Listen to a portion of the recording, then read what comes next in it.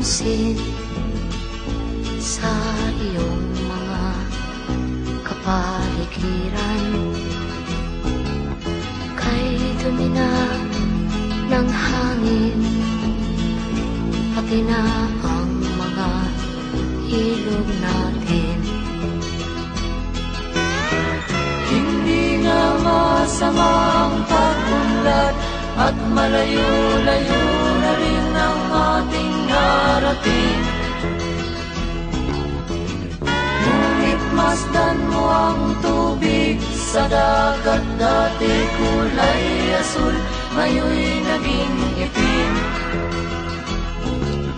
Ang mga duming ating ikinalat sa hangin, sa langit, wag na nating paabutin.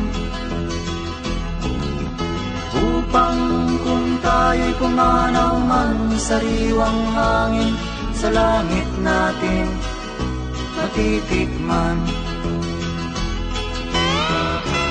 Mayroon lang akong hinihiling, sa aking pagpanaw sana ay tag-ulan. Gitara ko ay aking dadalhin, upang sa ulap na lang tayo magkantahan.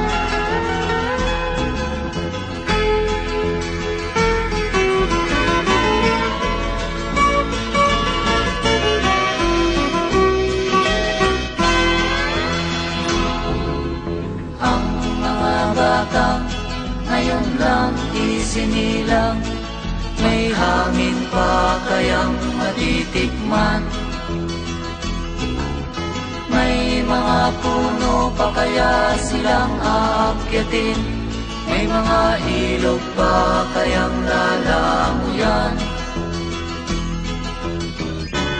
Bakit di natin pag-isipan ang nangyayari sa ating kapaligiran? Hindi nga masama ang pag-unlad kung hindi nakakasira ng kalikasan. Darating ang panahon, mga ibong dala ay wala nang madadapuan. Masdan mo ang mga punong dati ay kay tatag, ngayon'y namamatay dahil sa ating kalukuhan. Lahat ng bagay na narito sa lupa, biyayang galing sa Diyos kahit nung ika'y wala pa. Ingatan natin at huwag nang sirain pa, pagkat pag kanyang dinawi tayo'y mawawala na.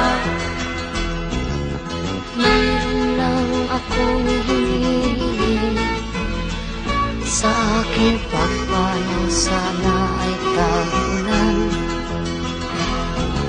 Gitara ko ay aking dadalhin, upang sa ulap na lang tayo magkakaroon.